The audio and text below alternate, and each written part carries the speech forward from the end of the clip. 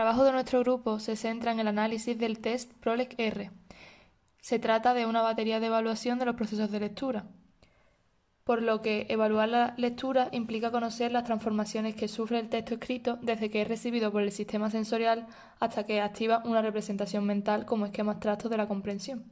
El PROLEC-R propone tareas adecuadas para la evaluación de cada módulo de procesamiento, de manera que, a partir de los resultados obtenidos, sea posible programar de la forma más precisa tareas y estrategias de rehabilitación. Aquí podemos observar el índice que vamos a seguir para proceder a la explicación de nuestro test. Empezaremos por la introducción teórica. Nuestro test se basa en los principios de la ciencia cognitiva, la cual está centrada en los subprocesos que intervienen en la lectura, y esto hace que la prueba esté formada por una serie de pruebas que evalúan módulos diferentes de conocimientos de las letras, léxico, sintaxis, semántica. En un primer acercamiento se pueden distinguir dos grandes tipos de procesos en la lectura comprensiva: los procesos de descifrado o de codificación, que se refieren a la transformación de las palabras escritas en sonido o significado, y los procesos de comprensión, que se refieren a la extracción del mensaje del texto escrito. De acuerdo con esta primera clasificación, podemos distinguir entre dificultades de nivel a nivel de lectura de palabras y dificultades a nivel de comprensión. Los casos más extremos son los casos de dislexia, debido a la incapacidad específica con la lectura, a pesar de tener una buena inteligencia y unas características sociales y familiares favorables. Por el contrario, hay niños cuyo trastorno se localiza a nivel de la comprensión, ya que leen correctamente, a buen ritmo y sin errores, pero entienden muy poco de lo que leen, hiperléxico. Existe un tercer grupo de trastornos cuando fallan ambos niveles. Estos son los niños que tienen dificultades para leer en voz alta y que además entienden muy poco de lo que leen. Además de los trastornos ya mencionados, podemos encontrar otros que ya en la decodificación intervienen varios procesos. Y lo mismo sucede en la comprensión, por lo que habrá diferentes tipos de alteraciones, tanto a nivel de palabras como de comprensión. A su vez, no todos los niños que sufren un mismo trastorno responden con la misma sintomatología. Por lo tanto, cuanto más preciso sea el diagnóstico, más fácil resultará la preparación de los problemas de recuperación ajustados a las características de cada trastorno. En cuanto a los objetivos de nuestro instrumento, nombraremos en primer lugar el diagnóstico de las dificultades en el aprendizaje de la lectura. Además, esta prueba evalúa los procesos que intervienen en la comprensión del material escrito y detecta las dificultades en la capacidad lectora. También nos proporciona información no solo de las dificultades que presenta el niño en la lectura, sino de cuáles son los procesos cognitivos responsables de esas dificultades, además de proporcionarnos algunas herramientas educativas para la recuperación de los procesos que presenten estas dificultades. Características de nuestro instrumento, aquí podemos observar su ficha técnica. Esta nos servirá para hacer una descripción más amplia. Voy a mencionar algunos de los apartados más importantes, como por ejemplo el ámbito de aplicación. Este sería dirigido hacia los niños de 6 a 12 años de edad, de primero a sexto de educación primaria. En cuanto a la duración, esta es variable, entre 20 minutos para aquellos niños de quinto y sexto de primaria y 40 minutos para alumnos de primero a cuarto. La finalidad está enfocada en la evaluación de los procesos lectores mediante 9 índices principales, 10 índices secundarios y 5 índices de habilidad normal. Y por último, en cuanto a la baremación, esta se centra en diagnosticar la presencia de la dificultad leve y severa en los procesos representados por los índices principales y los de precisión secundarios para determinar la velocidad lectora. La batería está compuesta por 9 subescalas, que tratan de explorar los principales procesos lectores, desde los más básicos a los más complejos. El primer proceso se denomina identificación de letras, que se divide en dos pruebas: nombre o sonido de las letras o igual y diferente. La primera prueba consta de comprobar si el niño conoce todas las letras y su pronunciación. La segunda prueba, igual o diferente, el objetivo es conocer si el niño es capaz de segmentar e identificar las letras que componen cada palabra que tiene que leer, o por el contrario, realiza una lectura logográfica. El segundo proceso es léxico o de reconocimiento. Se divide también en dos pruebas. La primera es lectura de palabras. Este es el proceso clave de la lectura y donde se producen mayores diferencias entre los buenos y los malos lectores. Y lectura de pseudopalabras es la siguiente prueba, también denominada palabra inexistente. Indica la capacidad del lector para pronunciar palabras nuevas o desconocidas. Como tercer proceso tenemos el proceso gramatical, que se divide en dos pruebas, también como el resto. Una de ellas es estructuras gramaticales, que su finalidad es comprobar la capacidad de los lectores para realizar el procesamiento sintáctico de oraciones con diferentes estructuras gramaticales. La siguiente prueba es signos de puntuación. El objetivo de esta tarea es comprobar el conocimiento y uso que el lector tiene de los signos de puntuación. El cuarto y último proceso es el proceso semántico. Este proceso se divide en 3 pruebas. La primera prueba es comprensión de oraciones. Esta prueba mide la capacidad del lector para extraer el significado de diferentes tipos de oraciones. La segunda prueba es comprensión de textos, el cual su objetivo es comprobar si el lector es capaz de extraer el mensaje que aparece en el texto y de integrarlo en sus conocimientos. Y la tercera prueba es comprensión oral. Se utilizan 2 textos de tipo expositivo y en este caso el evaluador se los lee en voz alta y a continuación le formula la pregunta, por lo que el niño solo tiene que escuchar y responder. En cuanto a las características psicométricas, uno de los principales puntos es la validez. La validez es el aspecto más importante y fundamental en la construcción de un test, ya que se refiere al grado en el que existen datos que apoyan la interpretación de las puntuaciones en un sentido determinado. Se puede dividir en validez de constructo, validez de contenido y validez factorial. La validez de contenido dentro de ella se aprecia una correlación importante con la prueba de estructuras gramaticales. Y en cuanto a la variable de tiempo, se comprueba cómo la efectividad y la velocidad en el PROLEG R tienen una relación muy significativa con el nivel de ejecución en el PPVT2. En cuanto a la validez de constructo, dentro de ella se encuentran 2 de las formas más utilizadas para dicho estudio, las cuales son el análisis de las correlaciones entre las escalas y las técnicas factoriales. Calculando las correlaciones entre todos los índices principales y secundarios, se obtuvieron los siguientes resultados. Correlaciones entre índices principales con procesos de identificación sintáctica, entre índices principales y velocidad, entre los propios índices y los valores de coeficientes de correlación e índices. Y en cuanto a la validez factorial, es una de las técnicas de análisis estadístico más apropiadas para conocer la relación entre la teoría y la realidad, que es el análisis factorial confirmatorio. El resultado se traduce en una serie de índices que informan sobre el ajuste del modelo teórico a la realidad observada. En función de los datos que se obtuvieron en el análisis de la prueba, se puede afirmar que el modelo teórico que subyace al PROLEG R resulta útil para explicar la conducta lectora de los sujetos. Continuando con las características psicométricas, también nos vemos en la necesidad de corroborar de que cada test cuente no solo con la validez necesaria, sino también con la fiabilidad. Y como vemos, el PROLEG revisado también cuenta con esta característica de fiabilidad. ¿Pero qué significa que sea fiable o que tenga fiabilidad? Pues como ya lo hemos visto anteriormente en la materia de psicometría, vemos que la fiabilidad es el grado de precisión con que el test mide determinado rasgo. Recordemos que si decimos que un test es fiable, estamos diciendo que mide bien aquello que está midiendo. El PROLEG y su fiabilidad se han estudiado desde 2 respuestas o 2 acercamientos, el de la consistencia interna y el análisis de la respuesta de los elementos a las teorías de respuesta del ITE. En el caso de la consistencia interna, vemos que desde este punto de vista, los valores de los coeficientes de alfa de Cronbach se han calculado y relacionado con el número de aciertos de todas las pruebas. Es decir, que los valores alcanzados van a ser propios de un screening, las cuales se caracterizan por su brevedad de aplicación debido a la reducción de número de elementos y su escasa dificultad.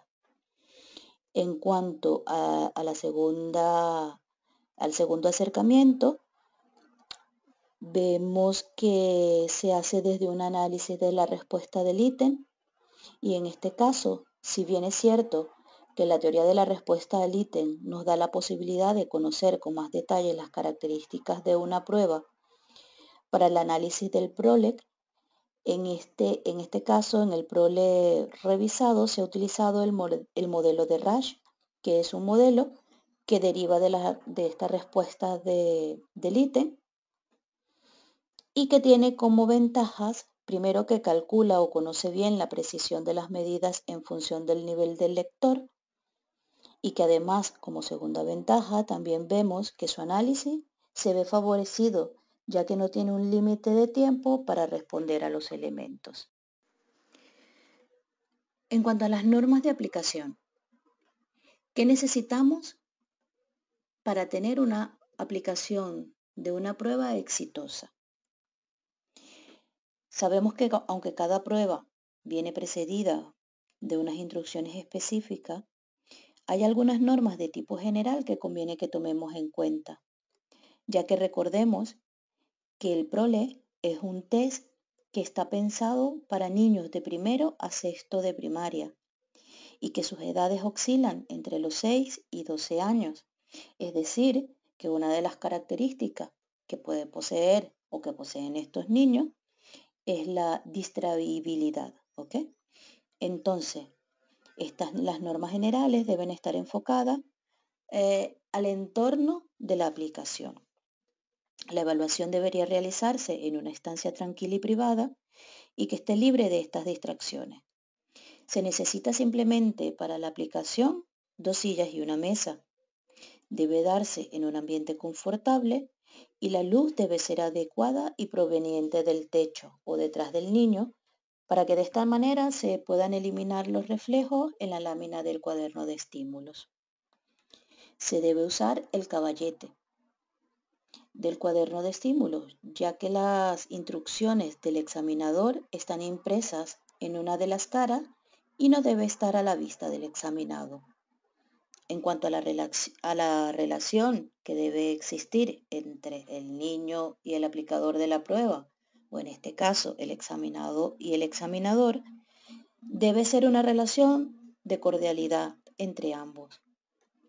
Ya que trabajar en un ambiente donde las dos partes se sienten confortables y se sienten de manera amena, a gusto, hace que ésta resulte menos estresante, tanto para uno como para el otro. Una de las condiciones también que tenemos que tomar en cuenta son las de aplicación. Cada prueba, excepto la de la comprensión de oraciones, la de los signos de puntuación, la de comprensión del texto y la comprensión oral, comienzan con unos ítems de entrenamiento. Entonces hay que asegurarse de que el niño ha entendido bien la tarea antes de comenzar cada evaluación de los ítems. Igualmente vamos a conseguirnos con pruebas que requieren un registro de tiempo, es decir, el registro del tiempo que tarda el niño en efectuar una tarea, por lo que se debe tener preparado un cronómetro. Estas pruebas, por ejemplo, son las pruebas de nombres y sonidos de letras, iguales diferentes, las lecturas de palabras, las lecturas de pseudopalabras, y signos de puntuación. Como norma general, se debe permitir y valorar las autocorrecciones del niño si éste en algún momento las tuviese. Y se debe registrar en el cuaderno de anotación para tener prueba de ello mismo, pues de lo que ha pasado, de que el niño se ha autocorregido en un momento determinado. En cuanto a la corrección o a las normas de corrección, vemos que en la cabecera de los cuadernos de anotación que trae el test del PROLEC, se deben rellenar los datos que se solicitan a fin de identificar al sujeto y conocer el momento en que se realizó la evaluación y las características del examinado. El registro de las respuestas que cada uno de ellos se deben anotar siempre en el cuaderno de anotación. Y si la respuesta dada por el niño es correcta, Esta siempre va a estar señalada con el número 1 y si es incorrecta con el número 0. Y se anota cada una de estas respuestas eh, para poder luego analizarla. Es importante también conocer el tipo de ítem con que los niños se presenta mayor dificultad o tienen más dificultades de cara a la elaboración de las actividades de la recuperación. Y en cuanto a los errores, estos constituyen una fuente muy valiosa de información para posteriormente nosotros saber qué tipo de estrategias se van a utilizar para ayudar al niño en dicho problema. Entonces, una vez que hemos anotado las respuestas del examinado o del niño, en este caso, de acuerdo a las especificaciones que se han mencionado anteriormente, se traspasan estas puntuaciones de cada una de las pruebas a esa hoja de resumen de la portada para obtener todos los valores de los índices que posee el PROLEC. En esa página van a aparecer a la izquierda las siglas de dichos índices seguidas de su descripción y a la derecha la forma de calcular o de obtener los valores y los espacios reservados para las anotaciones de los mismos junto a su representación gráfica. Para obtener alguno de estos índices principales se realiza un cálculo indicando el resultado y este debe ser redondeado al entero más próximo. En los demás casos simplemente hay que trasladar el número de aciertos o el tiempo en segundos a la correspondiente casilla de los índices principales. Entonces, tenemos como primer paso para la corrección saber que cada una de las subescalas nos va a producir una escala principal, que esta formará la base del baremos y la interpretación correspondiente en función de que si existe o no dificultades en algunos de los procesos que presentan y si estas dificultades son severas o son leves. A partir de esos índices principales, el manual va a proporcionar información sobre los índices secundarios que van a permitirnos profundizar en las características de los primeros y así nosotros poder conocer los niveles de precisión y velocidad con que los niños han respondido a algunas pruebas. Estos índices principales van a hacer referencia al rendimiento lector de cada una de las 9 subescalas que han comentado mis compañeras anteriormente. Y los resultados, los secundarios, pueden ayudarnos a interpretar, o matizar el resultado de los principales y evaluar en términos de precisión y velocidad, y habilidad lectora de las escalas, los nombres de las letras, por ejemplo, la igual diferente, lecturas de palabra, lecturas de pseudopalabras y signos de puntuación. Los índices principales referidos a identificación de letras, léxicos y sintaxis, que vendría siendo nuestro segundo paso, excepto las pruebas de estructuras gramaticales, se va a obtener dividiendo el número de aciertos por el tiempo de ejecución en segundos y multiplicando el resultado por 100. No es exactamente una medida en centiles, ya que el tiempo de la lectura puede ser inferior al número de aciertos y la multiplicación por 100 da en este caso valores superiores a 100.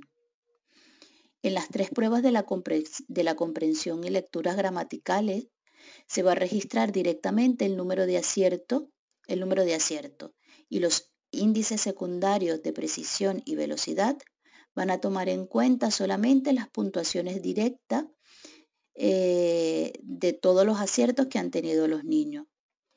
Se da la media y la desviación típica de los aciertos de los índices principales y la velocidad lectora para cada curso de primaria. En cuanto a la corrección o a las normas de corrección, vemos que en la cabecera de los cuadernos de anotación que trae el test del PROLEC, se deben rellenar los datos que se solicitan a fin de identificar al sujeto y conocer el momento en que se realizó la evaluación y las características del examinado. El registro de las respuestas que cada uno de ellos dé se deben anotar siempre en el cuaderno de anotación. Y si la respuesta dada por el niño es correcta, esta siempre va a estar señalada con el número 1 y si es incorrecta con el número 0. Y se anota cada una de estas respuestas para poder luego analizarla. Es importante también conocer el tipo de ítem con que los niños se presenta mayor dificultad o tienen más dificultades de cara a la elaboración de las actividades de la recuperación. Y en cuanto a los errores, estos constituyen una fuente muy valiosa de información para posteriormente nosotros saber qué tipo de estrategias se van a utilizar para ayudar al niño en dicho problema. Entonces, una vez que hemos anotado las respuestas del examinado o del niño, en este caso, de acuerdo a las especificaciones que se han mencionado anteriormente, se traspasan estas puntuaciones de cada una de las pruebas a esa hoja de resumen de la portada para obtener todos los valores de los índices que posee el PROLEC.